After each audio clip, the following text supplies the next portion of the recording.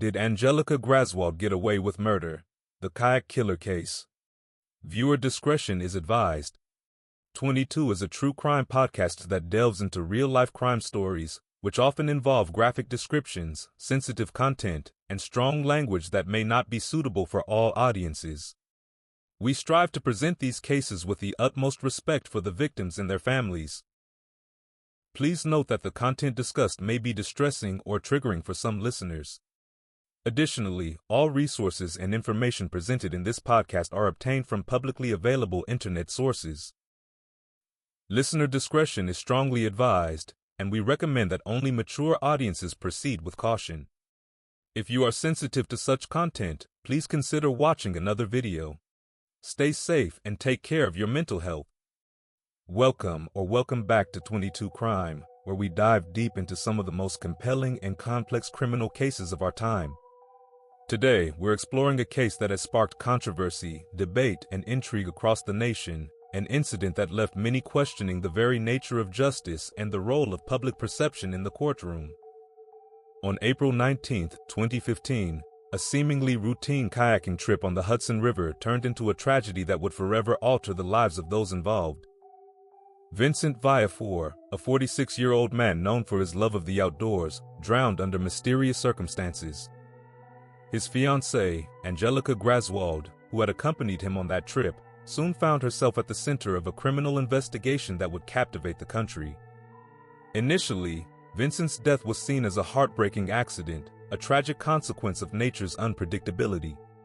But as investigators delved deeper into the details, what they uncovered led to shocking accusations and a legal battle that raised more questions than answers. Was this a case of human error and misjudgment, or was there something more sinister at play? Today, we're going to take you on a journey through this controversial case, from the seemingly perfect relationship that Vincent and Angelika shared, to the events of that fateful day on the Hudson River and the intense legal proceedings that followed. We'll examine the evidence, the confessions, the media's role in shaping public opinion, and the aftermath that still haunts those connected to the case.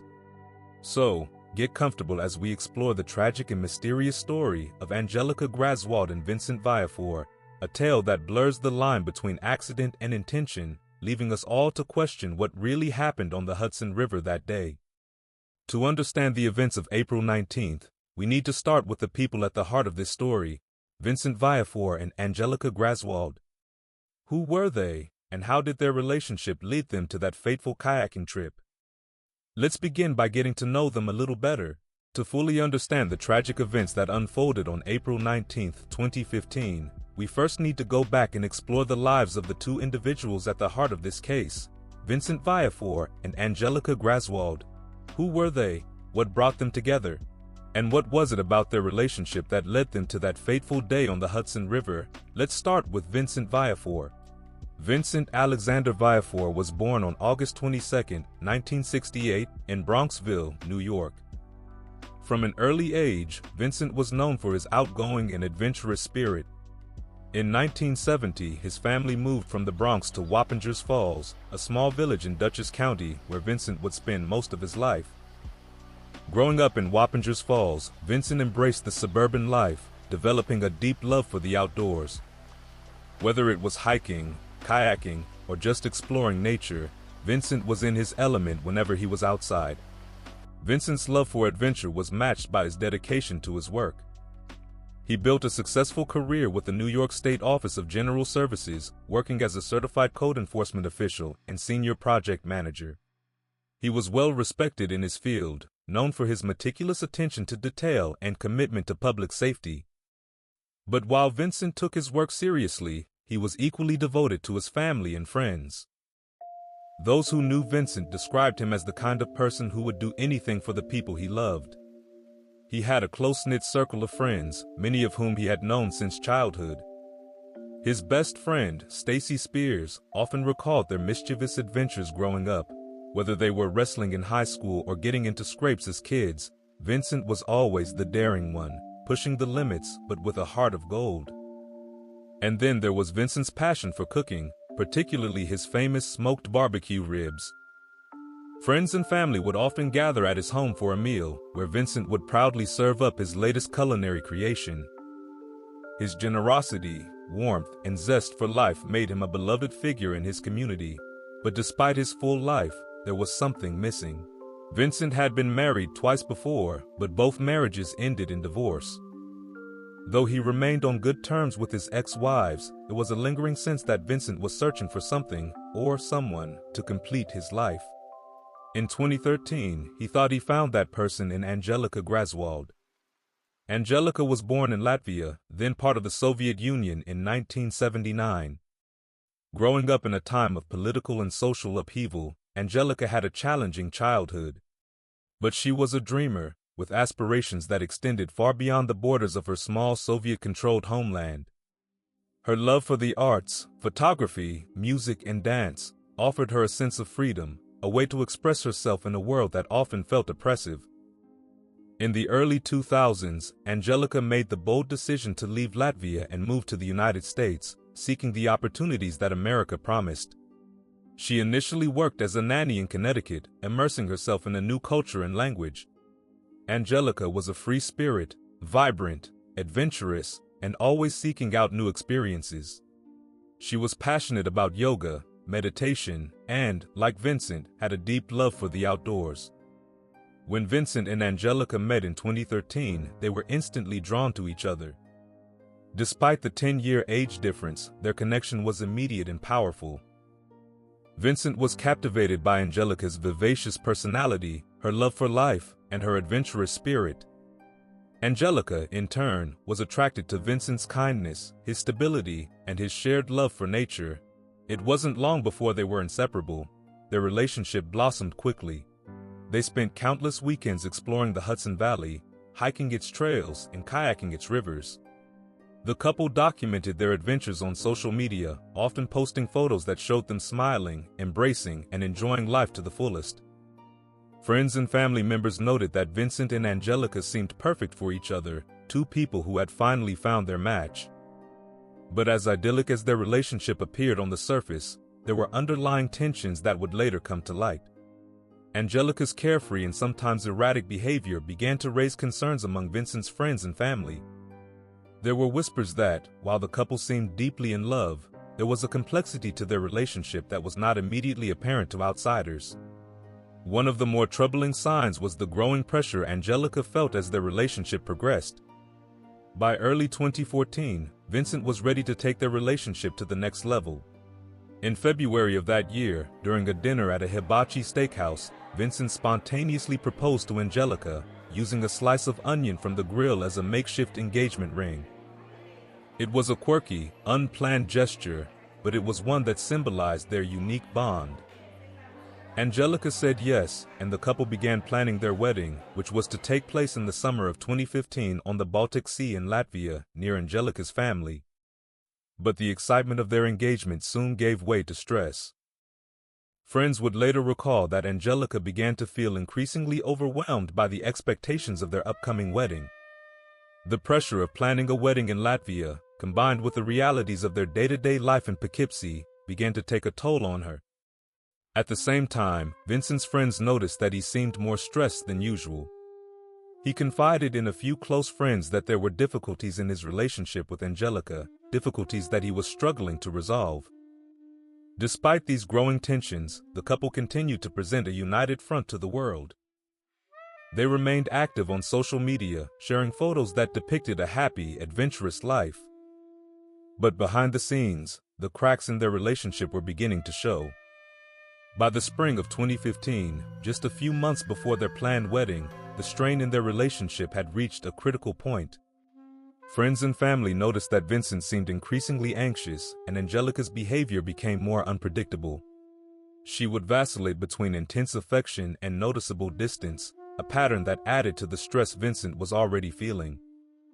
It was against this backdrop that the couple decided to embark on what they thought would be a simple, peaceful kayaking trip on the Hudson River, a trip that was supposed to be a break from the pressures of their life, a moment to reconnect. But as we know, that trip would end in tragedy, leaving behind more questions than answers.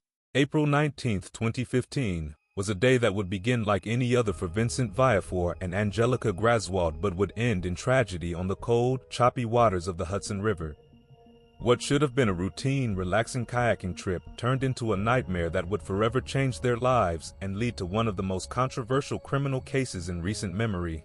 The day started off unremarkably. The weather in the Hudson Valley was typical for spring, cool, with a light breeze.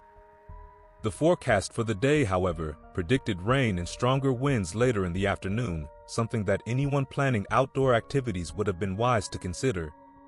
Despite these warnings, Vincent and Angelika, who had kayaked together many times before, decided to embark on their planned trip. This wasn't out of the ordinary for the couple. They were both lovers of the outdoors, frequently exploring the beauty of the Hudson Valley, whether on foot or by water. They set out from Plum Point near New Windsor, New York, in the late afternoon. Their destination was Bannerman's Island, a small, picturesque island located about a mile offshore. Bannerman's Island is a well-known spot in the Hudson River, famous for the ruins of a once grand castle that had long since fallen into disrepair. The castle, originally an arsenal built in the early 20th century by a wealthy munitions dealer, now stood as a haunting relic of the past, a fitting backdrop for what would become an ominous and tragic day. Vincent, an experienced kayaker, led the way in his bright yellow kayak. Angelika followed closely behind in her red kayak. Both were equipped with standard kayaking gear, though notably, Vincent was not wearing a life jacket, a decision that would later prove to be fatal. As they paddled along the river, the conditions began to change. What had started as a calm, leisurely excursion quickly turned more challenging as the wind picked up, creating increasingly choppy waters. As they neared Bannerman's Island, the rough waters began to take their toll. The Hudson River, known for its strong currents, was especially turbulent that day. For reasons that remain unclear, Vincent's kayak began to take on water. Angelika later told investigators that she noticed Vincent struggling with his kayak, which was becoming increasingly unstable. Despite his efforts to stay afloat, the kayak suddenly capsized, throwing Vincent into the freezing water. In the chaos that followed, Angelika reportedly paddled towards Vincent, desperate to help him. But the powerful currents and strong winds made it nearly impossible for her to reach him. As she struggled to get closer, Vincent, who was now in the icy water without a life jacket, began to panic. The cold water would have shocked his system, rapidly sapping his strength and ability to stay afloat. Angelika later described the scene as one of sheer terror. Vincent, thrashing in the water, desperately tried to cling to anything that might keep him above the surface.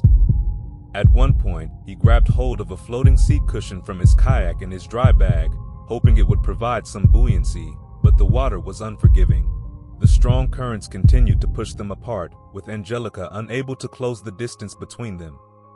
At 7:40 p.m., Angelika made a frantic call to 911. Her voice, shaky and filled with panic, described the dire situation unfolding on the river. Angelika, my fiancé fell in the water.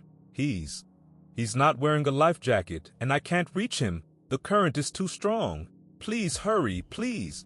The 911 dispatcher tried to keep Angelika calm, instructing her to paddle towards the Cornwall Yacht Club, where rescuers would have a better chance of finding her. But by this point, Vincent was already in serious trouble. The water temperature that day was around 48 degrees Fahrenheit, cold enough to induce hypothermia within minutes. Every second in that frigid water brought Vincent closer to losing consciousness as his body temperature rapidly dropped. Despite Angelika's efforts to stay near him, Vincent was pulled further away by the relentless current. Angelika later recounted how she could only watch helplessly as Vincent's head slipped beneath the surface of the water, disappearing from view. The realization that Vincent was gone, that she could do nothing more to save him, must have been devastating. Rescue teams arrived quickly, but the conditions made the search for Vincent incredibly difficult. Darkness had fallen by the time rescuers reached the area, and the strong currents and choppy waters hampered their efforts. Boats and helicopters scoured the river, their searchlights cutting through the night in a desperate attempt to locate Vincent, but there was no sign of him. The river, vast and powerful, had swallowed him whole. In the hours and days that followed, the search for Vincent continued, but hope was fading. The Hudson River is known for its treacherous conditions, especially in the colder months when the water is particularly unforgiving. The possibility of finding Vincent alive grew slimmer with each passing hour. 10 days later, on May 23, 2015, Vincent's body was finally recovered by a private boat near West Point, approximately a mile downstream from where he had disappeared. His body was found floating face down, a tragic confirmation of what everyone had feared. In the immediate aftermath of Vincent's death, it appeared to be a tragic accident, a beloved man lost to the unpredictable forces of nature. Angelika, now a grieving fiancée, was seen as a woman who had endured the unthinkable, watching the man she loved drown in front of her eyes. But as the days passed, something didn't sit right with the investigators. Small inconsistencies in Angelika's account, combined with her behavior in the days following the incident, began to raise suspicions. What began as a routine investigation into a tragic accident soon turned into something far more complex and sinister. Questions arose about what really happened on the Hudson River that day. Had Vincent's death truly been an accident, or was there something darker lurking beneath the surface? In the immediate aftermath of Vincent's disappearance, the focus was on rescuing him, on finding a man who might still be clinging to life somewhere in the cold, dark waters of the Hudson River. But as the hours turned into days and hope faded, the rescue mission became a recovery operation, and the attention of law enforcement shifted from the river to the shore. What had happened that day? And why had it happened? From the start, Angelika Graswald seemed cooperative. She answered questions, spoke with investigators, and even gave multiple interviews. At first glance, she was the picture of a devastated fiancée, struggling to come to terms with the sudden and traumatic loss of her partner. But it wasn't long before investigators began to notice things that didn't quite add up, small details that, when put together, started to form a troubling picture. One of the first red flags was Angelika's demeanor. In her initial interviews with the police, she seemed unusually calm, almost detached. This was particularly striking to the investigators, who were used to seeing loved ones in deep distress after such traumatic events. It's important to note that people grieve in different ways, and shock can manifest in various forms. But there was something about Angelika's calmness that seemed off to the seasoned investigators. It wasn't just that she wasn't crying or hysterical. Many people go into a kind of emotional shutdown after a traumatic event. It was the way she spoke about what had happened, as if she were recounting a story she had heard rather than something she had just lived through. As the interviews continued, more inconsistencies began to emerge. For example, Angelika mentioned that Vincent hadn't wanted to wear a life jacket, which struck investigators as odd given the dangerous conditions on the river that day. The Hudson River is known for its strong currents and unpredictable weather, and Vincent, an experienced kayaker, would have been well aware of the risks involved in going out without a life jacket. Yet, according to Angelika, he had decided to forego this critical piece of safety equipment. This decision seemed out of character for someone with Vincent's experience on the water. Then there was the matter of Angelika's social media activity. In the days following Vincent's disappearance, she posted a series of photos and messages that didn't seem to align with the image of a grieving fiancé. In one post, she smiled for a selfie, and in another she mentioned feeling happy. To the investigators, these posts were more than just tone deaf. They were potential indicators of her emotional state and, perhaps, her true feelings about Vincent's death. The investigation took a significant turn when investigators began to dig deeper into Angelika's background and the nature of her relationship with Vincent. Friends of the couple described their relationship as passionate, but also tumultuous. There were reports of arguments and tensions, particularly in the weeks leading up to the incident. Some friends recalled that Angelika had expressed frustration with Vincent and their life together, complaining that she felt trapped and unhappy. These accounts, combined with the oddities in her behavior, began to shift the investigation from a focus on a tragic accident to a possible case of foul play. But the true turning point in the investigation came during an intense interrogation session at the state police barracks. After hours of questioning, Angelika made a shocking confession that would change the course of the case. She admitted to tampering with Vincent's kayak before they set out on the river that day. Specifically, she confessed to pulling the drain plug from Vincent's kayak, a small but crucial component that helps prevent water from entering the vessel. To understand the significance of this confession, it's important to grasp the function of the drain plug. In most kayaks, the drain plug is a simple, often overlooked piece of equipment. It's a small, threaded cap located at the bottom or back of the kayak, designed to allow any water that has seeped into the boat to be drained out when it's on land. When the plug is securely in place, it prevents water from entering the kayak while it's on the water. But if the plug is removed, water can easily seep in, especially in choppy conditions like those on the Hudson River that day. Over time, this can cause the kayak to become unstable, eventually leading to capsizing. By admitting that she had removed the drain plug, Angelika was essentially acknowledging that she had set the stage for Vincent's kayak to fill with water and potentially capsize. This was a bombshell revelation, and it completely changed the direction of the investigation. What had once seemed like a tragic accident was now being viewed as a potential act of premeditated murder. But the confession, as damning as it was, raised more questions than it answered. Why would Angelika do such a thing? What could have driven her to sabotage her fiancé's kayak, knowing the likely outcome? As investigators dug deeper, they uncovered a possible motive: money.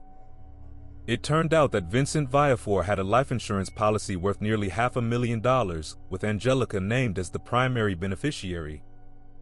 This discovery cast a new light on the entire case. Had Angelika, frustrated with her relationship and lured by the promise of a significant financial payout, deliberately set out to kill Vincent? Was this a calculated act of murder driven by greed? As compelling as the confession and the financial motive seemed, the case was far from straightforward.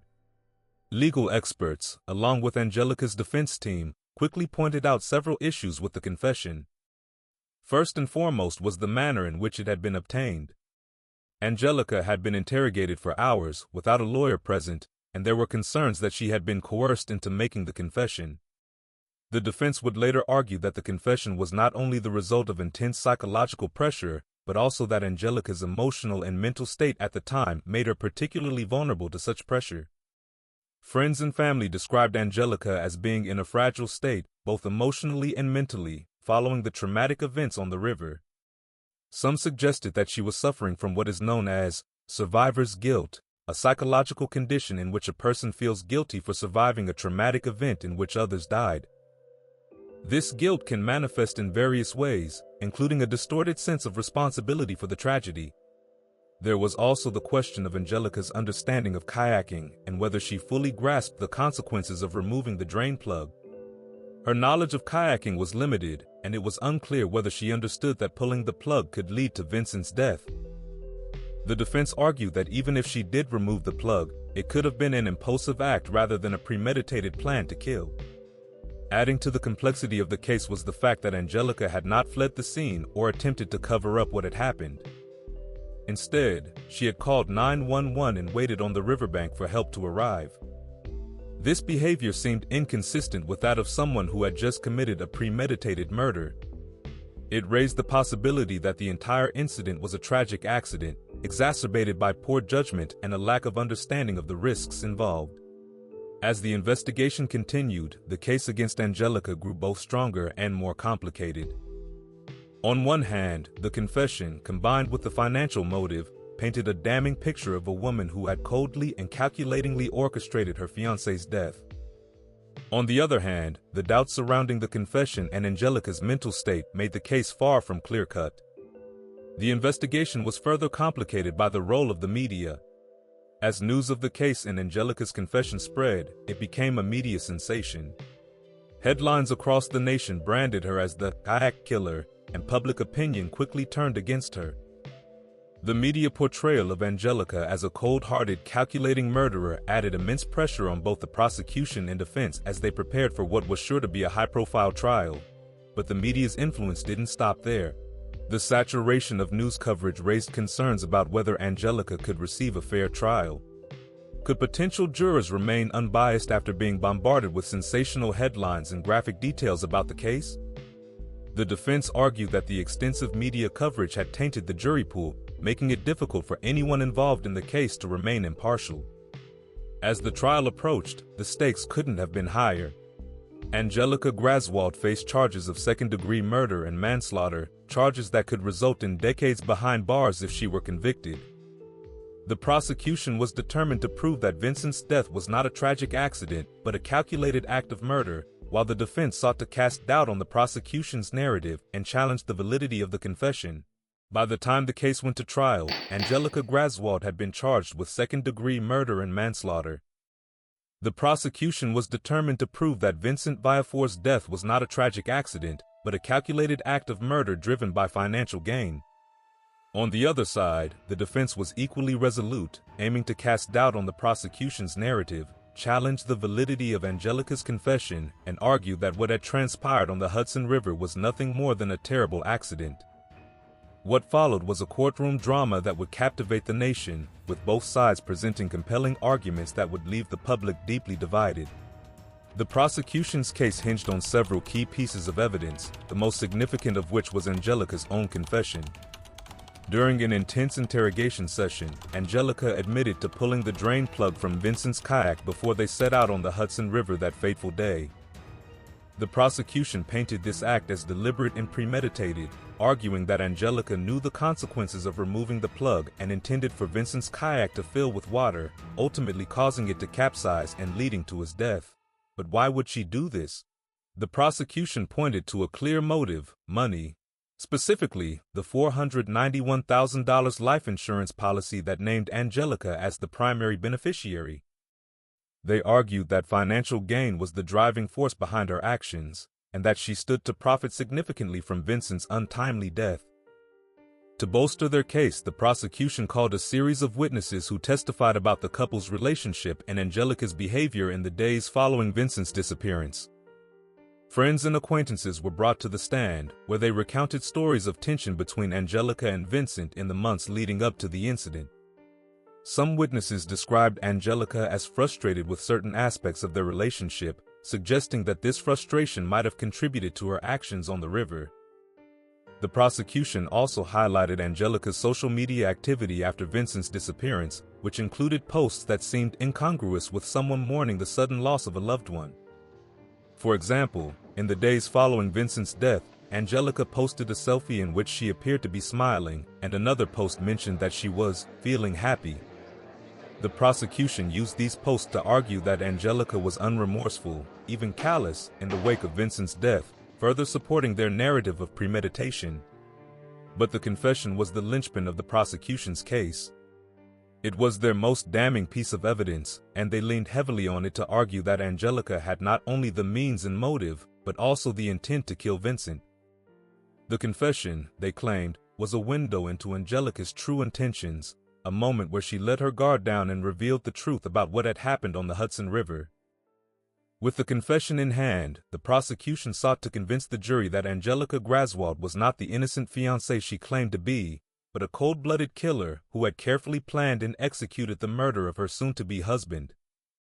The defense, however, was prepared to fight back on every front. From the outset, they challenged the validity of Angelika's confession, arguing that it had been obtained under duress during a marathon interrogation session. Angelika, they contended, had been emotionally vulnerable, exhausted, and without legal representation when she was questioned by the police. The defense painted a picture of a woman who had been coerced into admitting to something she didn't fully understand, a woman who was in shock after witnessing a traumatic event and who was not in a state of mind to comprehend the gravity of her words. To support their argument, the defense brought in experts on false confessions who testified about the psychological factors that can lead someone to admit to a crime they didn't commit. They pointed out that Angelika had been interrogated for hours, during which time she was subjected to intense questioning and pressure. The defense argued that under these circumstances, it was entirely possible that Angelika had confessed to something she hadn't actually done, simply to bring an end to the interrogation. This line of defense was bolstered by the fact that Angelika had no prior history of violence or criminal behavior, traits that seemed at odds with the image of a calculating murderer that the prosecution was trying to paint. The defense also sought to cast doubt on the physical evidence, or lack thereof. They pointed out that while the confession was a significant piece of evidence, it was largely circumstantial. No one had actually witnessed Angelika tampering with the kayak, and the drain plug itself was never conclusively proven to be the cause of the capsizing. The defense argued that the conditions on the Hudson River that day were dangerous enough to cause an accident without any interference. The prosecution's narrative, they suggested, was built on speculation rather than solid proof. Moreover, the defense highlighted Vincent's own decisions on the day of the incident, particularly his choice not to wear a life jacket. They argued that this, combined with the cold temperature of the water and the strong currents, was the real cause of Vincent's death. Angelika's actions, they contended, were not those of a murderer, but of someone who was trying to help her fiancé in an increasingly desperate situation. The defense painted a picture of a tragic accident, one in which Angelika's involvement was incidental rather than intentional. As the trial unfolded, it became clear that this was not just a battle over the facts of the case, but over the interpretation of those facts. The prosecution and defense presented two starkly different narratives, one of a calculated murder, the other of a tragic accident. The jury was left to decide which version of events they believed, and whether the prosecution had proven beyond a reasonable doubt that Angelika Graswald had deliberately caused Vincent Viafore's death. The media played an outsized role in shaping public perception of the case. From the moment Angelika was arrested, the story became a media sensation. Headlines labeled her the Kayak killer, and the public quickly formed opinions about her guilt or innocence based on what they saw in the news. This media frenzy added immense pressure on both the prosecution and the defense, as they knew that every move they made in the courtroom was being scrutinized not just by the jury, but by the entire country. The defense argued that the extensive media coverage had tainted the jury pool, making it difficult for anyone involved in the case to remain unbiased. They filed motions for a change of venue and even requested a delay in the trial, hoping to give the public's fervor time to cool down. However, these motions were denied, and the trial proceeded as planned. The prosecution, for their part, used the media attention to underscore the seriousness of the charges and to highlight what they saw as Angelika's lack of remorse. As the trial neared its conclusion, it became apparent that the case was anything but clear-cut. The jury deliberated for days, weighing the evidence and the arguments presented by both sides. The question at the heart of their deliberations was this: had the prosecution proven beyond a reasonable doubt that Angelika Graswald intended to kill Vincent Viafore? Or was this, as the defense had argued, a tragic accident that had been misconstrued as a crime? Faced with the complexities of the case and the challenges of proving intent, both sides eventually agreed to a plea deal. In July 2017, after more than 2 years of legal battles, Angelika Graswald pleaded guilty to the lesser charge of criminally negligent homicide. This plea allowed her to avoid a lengthy trial and the possibility of a much harsher sentence if convicted of second-degree murder. Under the terms of the plea deal, Angelika was sentenced to 1 1/3 to 4 years in prison. However, because she had already spent over 2 years in jail awaiting trial, she was released just months later in December 2017. The plea deal sparked outrage among many, particularly Vincent Viafore's family. They felt that the sentence was far too lenient given the circumstances surrounding Vincent's death and that justice had not been adequately served. Vincent's family members were vocal in their disappointment, expressing disbelief that Angelika could walk free so soon after being implicated in what they believed to be a deliberate act of murder. Public reaction was similarly divided, with some agreeing that the outcome was too lenient and others viewing the plea deal as a pragmatic resolution to a complex case with many uncertainties. The story of Angelika Graswald and Vincent Viafore didn't end with the plea deal or Angelika's release from prison. In fact, one of the most contentious battles in this case was just beginning. After the criminal case closed, the fight over Vincent's life insurance policy took center stage, raising ethical and legal questions that would leave a lasting impact on everyone involved. To understand the gravity of this dispute, let's first take a closer look at the life insurance policy itself. Vincent Viafore had a $491,000 life insurance policy, and Angelika was named as the primary beneficiary. This fact, which had already cast a shadow over the criminal case, now became the focal point of a new legal battle. The idea that Angelika, who had just pleaded guilty to criminally negligent homicide in connection with Vincent's death, could potentially collect nearly $500,000 was nothing short of shocking to Vincent's family. To them, it was an unthinkable outcome, one that they were determined to prevent at all costs. From the family's perspective, the moral issue was clear. No one should profit from a crime, especially one involving the loss of a loved one. Vincent's sister, Laura Rice, who was the executor of his estate, led the charge in fighting against Angelika's claim to the life insurance money. She was adamant that allowing Angelika to collect on the policy would be an affront to justice and an insult to Vincent's memory. For Laura and the rest of Vincent's family, this wasn't just about money, it was about ensuring that Angelika did not benefit in any way from her actions on that fateful day on the Hudson River. The legal argument hinged on what's known as the Slayer Rule, a legal doctrine that prevents individuals from profiting from their wrongful conduct. The rule is rooted in the principle that a person who is responsible for someone's death should not be allowed to inherit from the deceased's estate or benefit from their death in any financial way. However, the application of the Slayer Rule in this case was not straightforward. Angelika had pleaded guilty to criminally negligent homicide, not murder. This distinction became a critical point of contention in the legal proceedings that followed. As the family's legal team moved forward with their case, they sought to block Angelika from receiving any portion of the life insurance payout. They argued that, regardless of the specific charge she pleaded to, her actions directly led to Vincent's death, and therefore she should be disqualified from benefiting financially. The legal proceedings were complex, involving detailed arguments about the interpretation of the Slayer Rule and its applicability to cases of criminal negligence, but the defense didn't back down easily.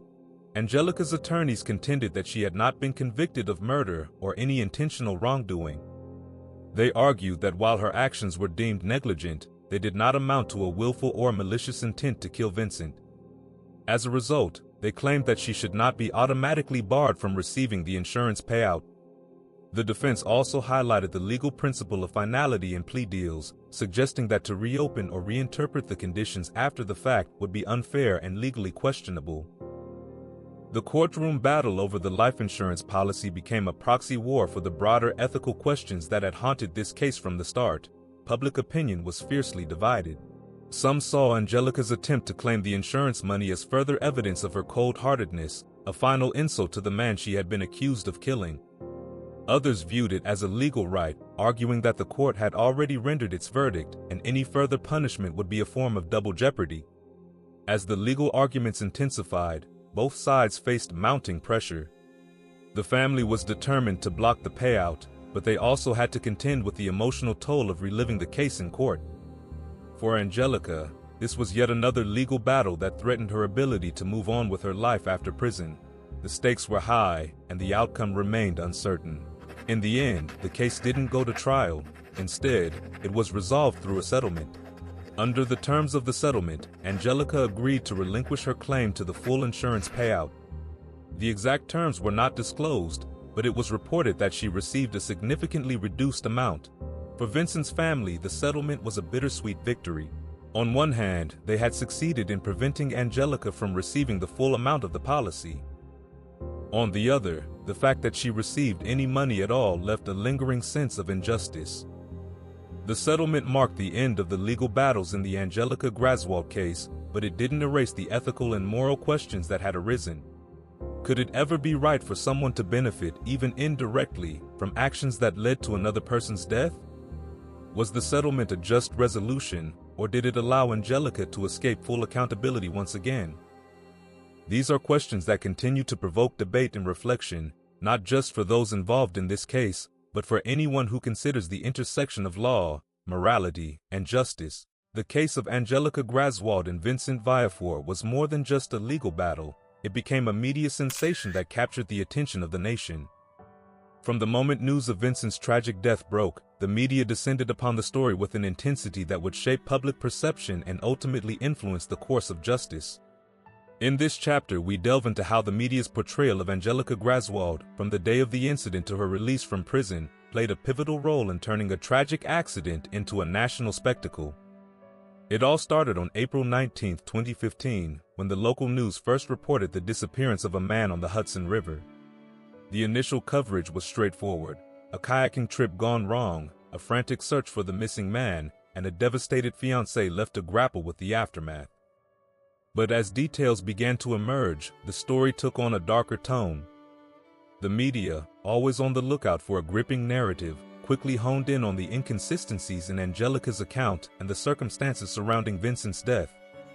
What had started as a local news story soon escalated into a full-blown media frenzy.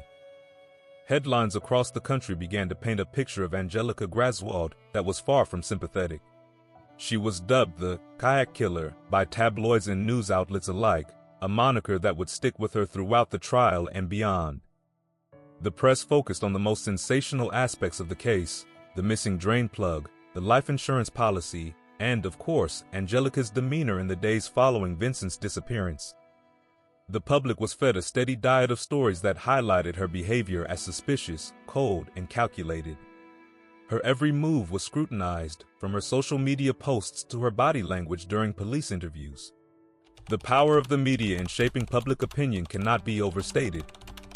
From the beginning, the narrative was clear: Angelika was guilty, and the only question was how soon justice would be served. This narrative was reinforced by the frequent use of her confession, the so-called smoking gun in the case, which was often reported without the context of how it was obtained. News anchors and reporters would repeat snippets of her statements: "I wanted him dead," "I felt free," without delving into the circumstances of her interrogation. The lack of nuance in the reporting led many to view Angelika as a villain before the trial had even begun. The media's portrayal of Angelika Graswald wasn't just about her actions, it was about her identity. As a foreign-born woman with a free-spirited lifestyle, she was an easy target for sensationalist reporting. The narrative wasn't just that she might have killed her fiancé, it was that she was an outsider, someone who didn't fit the mold of a grieving partner. This aspect of her portrayal tapped into broader societal biases and made it easier for the public to believe the worst about her. The press often highlighted her Latvian heritage, her past relationships, and her unconventional personality, painting a picture of a woman who was somehow different and therefore more likely to have committed a crime. One of the most glaring examples of how the media shaped the narrative was the coverage of Angelika's social media activity. In the days following Vincent's disappearance, Angelika posted photos and videos that, to many, seemed wildly inappropriate. There was the infamous video of her doing cartwheels, the photos of her smiling, and the posts where she mentioned feeling happy. These were seized upon by the media as evidence of her guilt. How could someone who had just lost their fiancé act this way? The coverage was relentless, and it reinforced the idea that Angelika was not just unfeeling, but possibly even a sociopath. However, what the media often failed to convey was the context behind these posts. Angelika's defense later argued that these posts were taken out of context and were a part of her coping mechanism, a way to project normalcy in the face of trauma. But by the time this explanation was offered, the damage had already been done. The public had made up its mind, and Angelika's social media activity had become a key piece of the prosecution's narrative, even before the trial began. The relentless media coverage had another consequence: it put immense pressure on the legal proceedings. The case was tried not just in the courtroom, but in the court of public opinion. Potential jurors were exposed to a barrage of news stories that painted Angelika as guilty, creating concerns about whether she could receive a fair trial. The defense team raised issues about pretrial publicity, arguing that the media had already convicted her in the eyes of the public. This concern was not unfounded. Studies have shown that extensive media coverage can significantly influence juror perceptions, sometimes even more than the evidence presented in court. The influence of the media also extended to the plea deal. By the time the deal was offered, the narrative of Angelika as the Kayak Killer was so entrenched that a trial might have been too risky for both sides. The prosecution, aware of the challenges in proving premeditation beyond a reasonable doubt, may have opted for the plea deal to ensure a conviction, albeit on lesser charges. For the defense, the deal was a way to avoid the uncertainty of a trial where the jury pool had been tainted by months of negative media coverage. In this sense, the media's portrayal of Angelika may have directly impacted the legal strategy and the outcome of the case.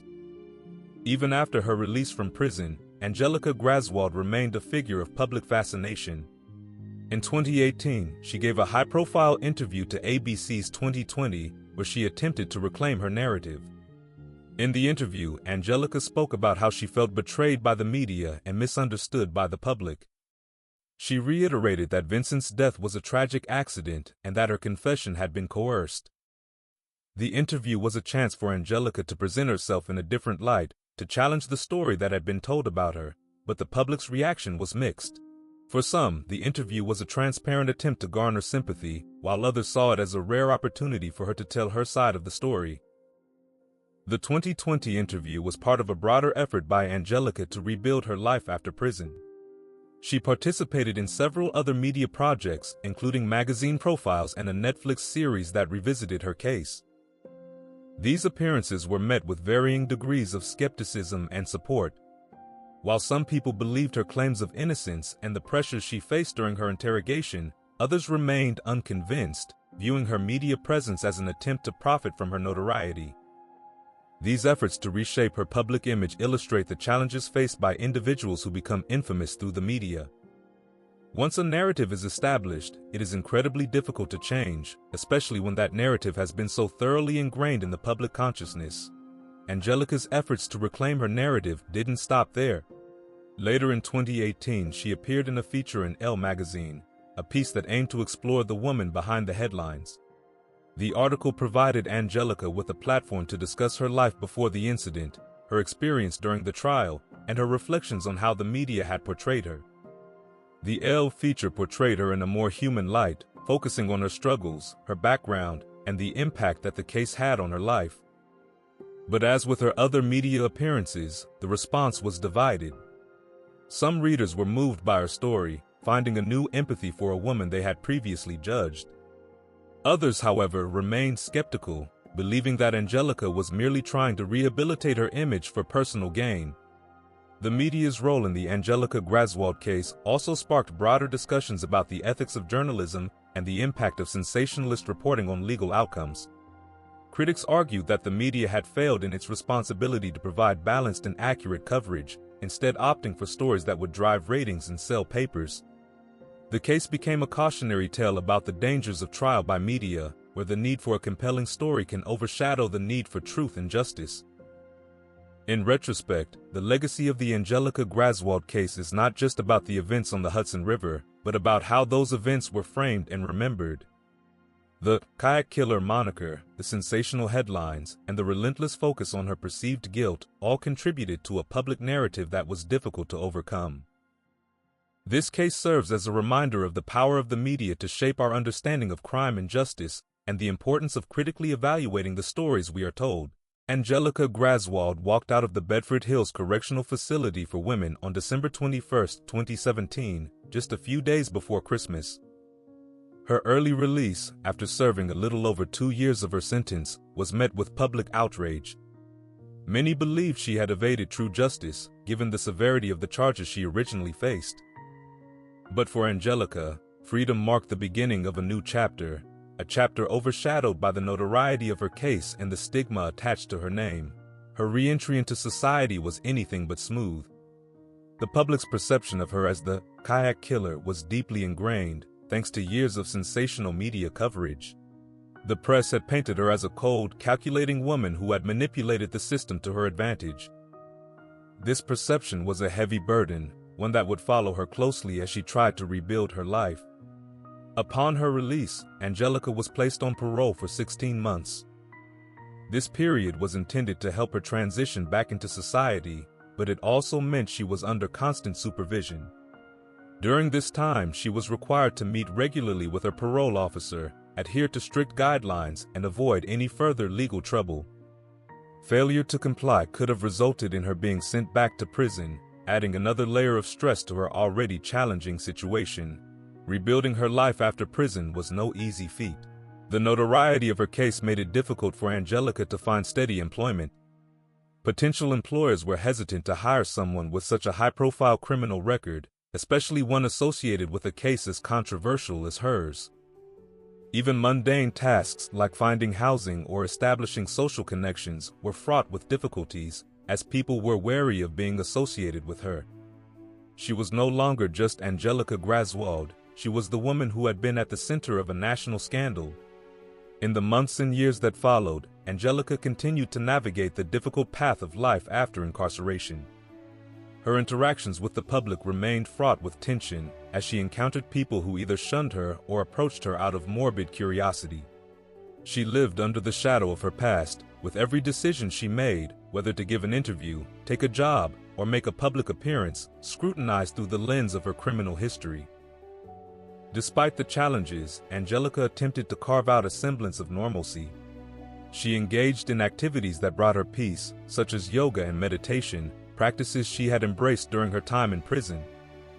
These activities were not just hobbies for Angelika, they were vital tools for coping with the emotional toll of her ordeal. She also reconnected with her family in Latvia, who had supported her throughout her legal battles, though their relationship was undoubtedly strained by the years of separation and the weight of the accusations against her. Financial stability was another significant hurdle for Angelika. The settlement from Vincent's life insurance, which had been a contentious issue during her legal battles, provided her with some financial support, but it was far from a windfall. The legal costs of her defense, combined with the challenges of finding consistent work, meant that Angelika's financial situation remained precarious. She lived frugally, aware that her options were limited and that she would need to carefully manage her resources to avoid falling into further hardship. Angelika's life post-release has been a constant balancing act between the desire to move on and the reality of being forever tied to one of the most controversial criminal cases of recent years. Her attempts to clear her name while offering her side of the story to the public have been met with varying degrees of skepticism and support. She remains a polarizing figure, caught between the worlds of the innocent and the guilty, the victim and the perpetrator. As we reflect on Angelika Graswald's journey after her release, it's clear that the legal system's verdict was only one part of her story. The court of public opinion continues to cast its judgment, and Angelika's struggle to rebuild her life amidst the weight of her past is a reminder of the enduring impact of criminal cases long after the final gavel has fallen. Her story raises important questions about justice, rehabilitation, and the challenges faced by those who seek redemption in the public eye. As we bring this episode of 22 Crime to a close, we're left to ponder the many layers of the Angelika Graswald case, a case that is as much about the quest for justice as it is about the murky waters of human behavior, media influence, and the complexities of the legal system. The tragic death of Vincent Viafore set off a chain of events that would reverberate far beyond the Hudson River, capturing the attention of a nation and sparking debates that continue to this day. The journey we've taken together through this case has revealed a narrative filled with contradictions, questions, and, ultimately, unresolved tensions. At its core, this is a story of two lives that collided under extraordinary circumstances, a collision that led to tragedy, legal battles, and a media storm that forever altered the lives of everyone involved. Vincent Viafore, by all accounts, was a man who lived life to the fullest. He was known for his love of the outdoors, his passion for adventure, and his deep connections with family and friends. His death was not just a loss to those who loved him, but a wound that opened up deeper questions about the nature of responsibility, the limits of human judgment, and the search for truth in the aftermath of tragedy. Angelika Graswald, on the other hand, emerged from the shadows of this tragedy as a figure of intense public scrutiny. The Kayak killer label, emblazoned across headlines, turned her into a symbol, a representation of a crime that many struggled to fully understand. But as we've explored throughout this episode, Angelika is more than just a headline.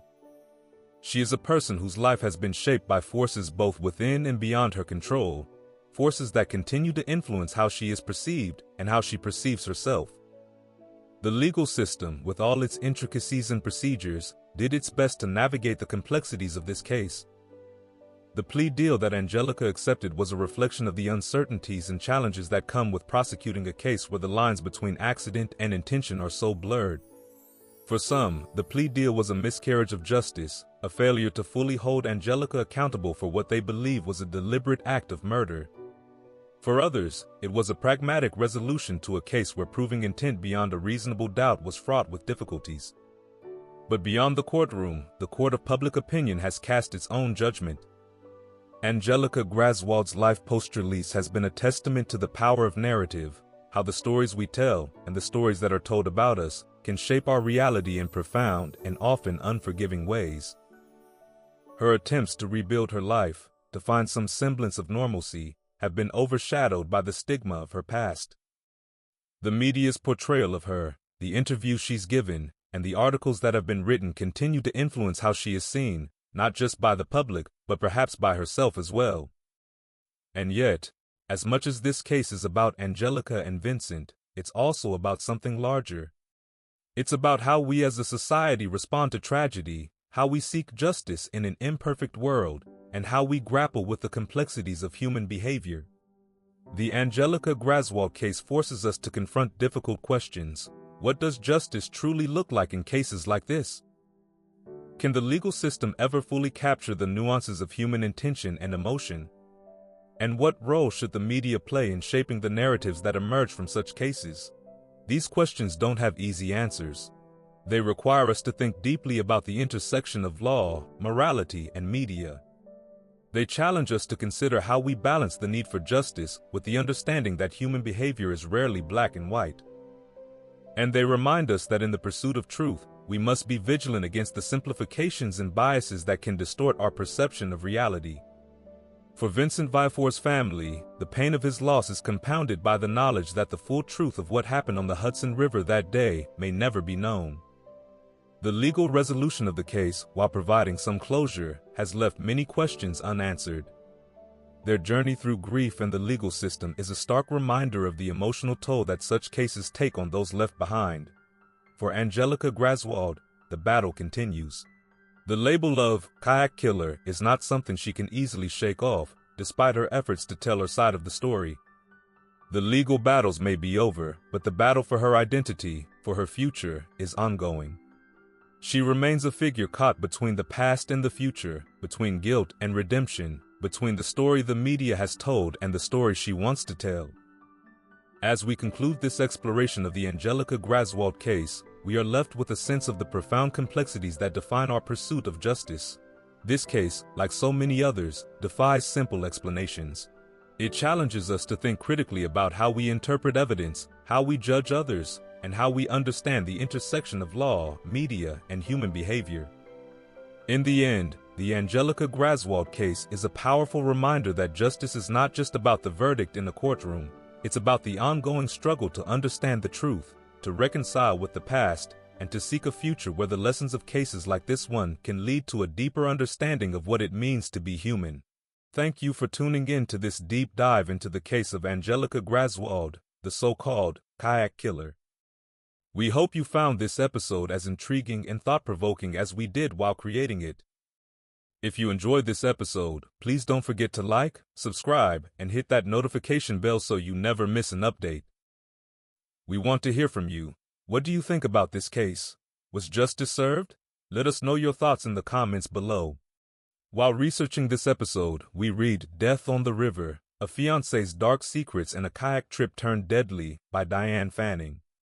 If you're interested in diving even deeper into this case, we've included an Amazon affiliate link in the description box. Purchasing through that link won't cost you anything extra, but it will help support our channel. And if you're hungry for more content, consider joining our Patreon community. There you'll find over 1,300 pages of news coverage on this case, as well as 1.5 hours of news clippings and court documents. Plus, if you like the images featured in this episode, you can buy the entire set in our Patreon store. This has been 22 Crime. Until next time, stay curious, stay informed, and stay safe.